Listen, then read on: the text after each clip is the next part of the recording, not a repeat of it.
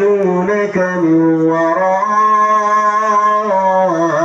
الحجرات أكثرهم لا يعقلون এখানে একটা গুরুত্বপূর্ণ কথা আছে যেহেতু আমি বলতে চেয়েছি এটা বলতে হবে আকসারুহুম লা ইয়াকিলুন আমরা অধিকাংশে এটাই মানদণ্ড হিসাবে দেখি তাই না আমরা দেখি না ও এইদিকে লোক বেশি সুতরাং এটাই শুনেন অধিকাংশের রায় সবসময় সুন্দর হয় না 10 ভাই মিলে সিদ্ধান্ত নিল ইউসুফকে শেষ করতে হবে কুয়ায় ফেলতে হবে 10-এর সিদ্ধান্ত একার নয় কিন্তু সিদ্ধান্তটা কি ভালো ছিল না খারাপ ছিল এখানে উদ্দেশ্য হলো আল্লাহর বাণী এবং আল্লাহর কথা হলো আকসারহুম লা ইয়াকিলুন এটার উপরে আপনার বিশ্বাস রাখতে হবে যে অধিকাংশরাই বুঝে এটা ভুল বরং জ্ঞানীরা বুঝে জ্ঞানী যদি বেশি হয়ে যায় তাহলে অধিকাংশ বুঝবে ধরে নেন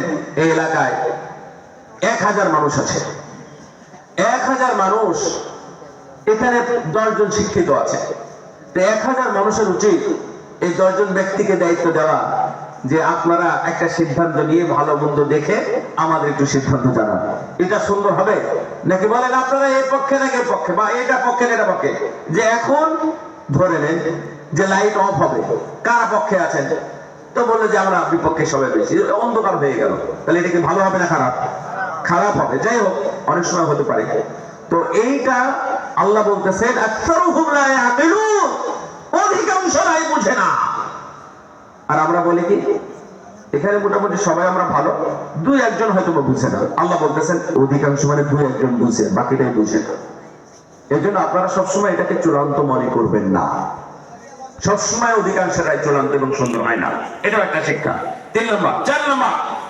যাচাই বাছাই না ধৈর্য ধারণ করা ولو أنهم صبروا حتى تخرج إليهم لكان خيرا لهم والله غفور رحيم الله رب العالمين বলেন যদি তারা ধৈর্য ধারণ করত তাহলে কতই না ভালো হতো যখন বাড়ির কাছে এসে যখন ডাকাডাকি করতেছে মুহাম্মদ নাম ধরে ডাকে আমার নবী আল্লাহ রাব্বুল আলামিন এটাকে সহ্য করেন নাই আপনারা জানেন কিনা নবীর কবর যেটা আছে মদিনায় এই কবরে কিন্তু এখন লেখা আছে সূরা হুজরাতের 2 নম্বর আয়াত খবরদার নবীর সামনে জোরে জোরে কথা বলো না সুবহানাল্লাহ তার মানে রাসূল সাল্লাল্লাহু আলাইহি ওয়াসাল্লাম কবরে থাকলেও আমাদের জোরে কথা বলা যাবে না আর এটা তো শিক্ষা আমরা জোরে কথা বললেই বেকার একটা হাদিস শুনেন রাসূল সাল্লাল্লাহু আলাইহি ওয়াসাল্লাম বলছেন যে একটা মানুষ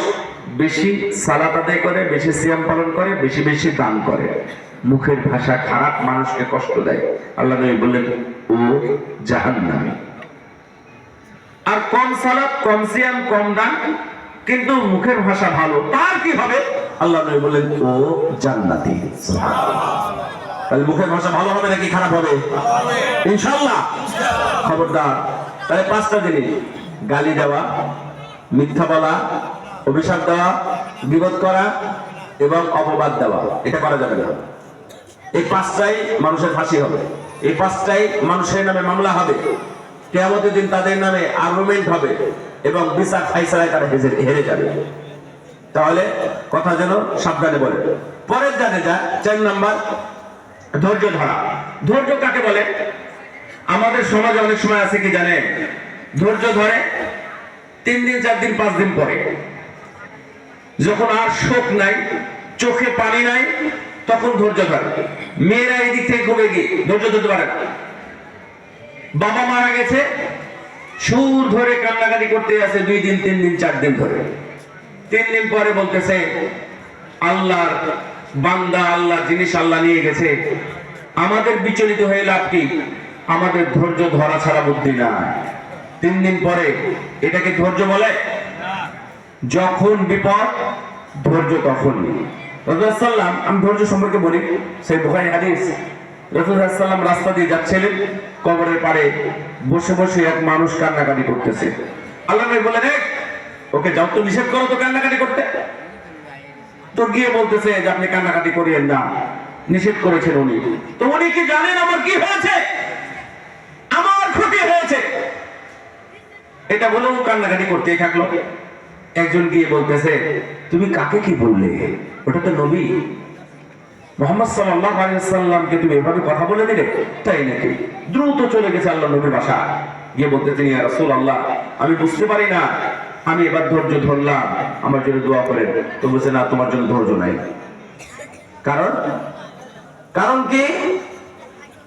ধৈর্য ইল্লামা সাবরু ইনদা সাদমাতিল উলা, বিপদ যখন তখনই ধৈর্য ধরতে হয়, না হলে সেটাকে আর ধৈর্য বলে না। এই জন্য যদি বাড়িতে বটিতে হাত কেটে যায়, তাহলে বউকে ধরে মারধর শুরু করবেন না। সন্তান একটা ইট রেখে দিয়েছিল, বাচ্চা ছেলে, ওই ইটে লেগে আপনার পায়ে ক্ষতিগ্রস্ত হয়ে গেছে, অথবা হাতের জিনিসগুলো পড়ে গেছে, এই জন্য আপনি সন্তানকে ধরে লাঠি দিয়ে পিটাবেন, তাহলে এটা হবে না। পিটানোর পরে তখন দাগ হয়ে গেছে, তখন তেল দিয়ে ডলতেছে আর বলতেছে, আহারে বাবা, তোকে পিটনি দিলাম, আসলে আমার ধৈর্য ধরা উচিত ছিল, এখন ধৈর্য ধরলাম। এটার নাম ধৈর্য নয়। এটা বলার জন্য এতগুলো কথা বললাম। সুতরাং ধৈর্য কখন বলেন তো? যখন বিপদ তখন। এই জন্য লুকমান তার সন্তানকে এটাও বলেছিলেন, ইয়া বুনাইয়া আকিমিস সালাতা ওয়া আমুর বিল মারুফি ওয়ানহা আনিল মুনকার ওয়াসবির আলা মা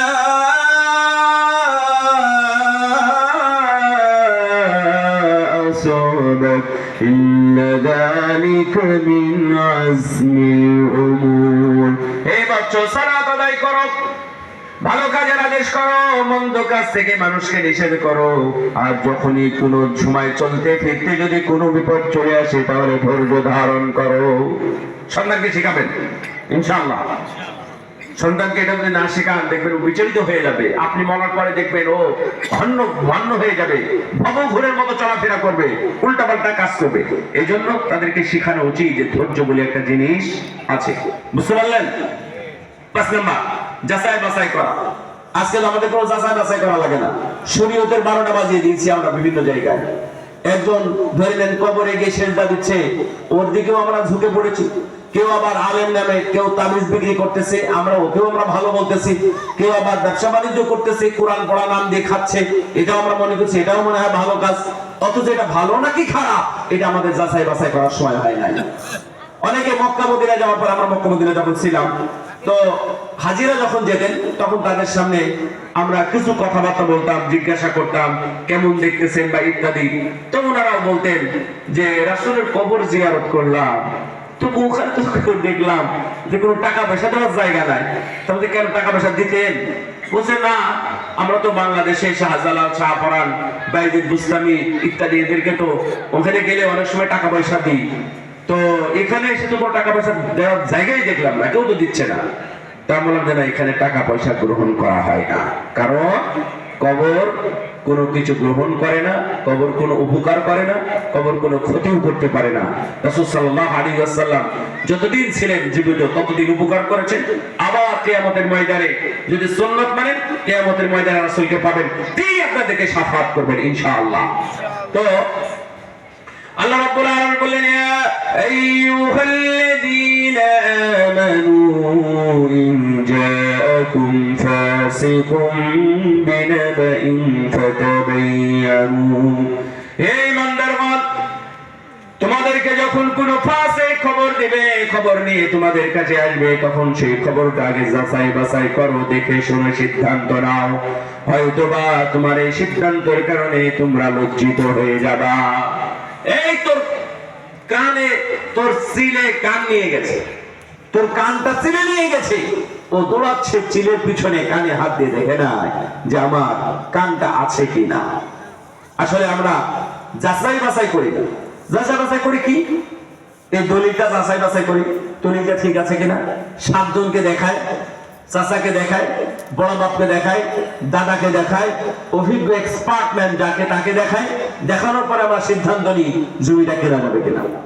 আরে 3 টাকার বাবু, এই বেগুন কিনতে গিয়েও আমরা একটু যাচাই বাছাই করি পোকা আছে কিনা, করি না? আবার মাছ কিনতে গিয়েও আমরা দেখি যে মাছটা ভালো কিনা, উল্টিয়ে পাল্টিয়ে দেখি ওর মধ্যে আসছে গন্ধ আছে, সেটাও আমরা তর্ক করি না, নিজের হাতের সাথে দিয়ে দেখি যে মাছটা ঠিক আছে কিনা। কিন্তু দিনের ব্যাপারে, শরীয়তের ব্যাপারে আমরা যাচ্ছে তাই, যে যেখান থেকে যা বলতেছে সেটা নিয়ে আমরা পড়ে আছি। একবার যাচাই করলাম না যে মাজারে বসে আসলে হুকা খাওয়া যায় কিনা, গাঁজা খাওয়া যায় কিনা, এটা আমরা যাচাই করলাম না। দাঁড়িয়ে নিয়ে রবীন্দ্রনাথ ঠাকুরের মতো বড় বড় দাঁড়িয়ে রেখে সে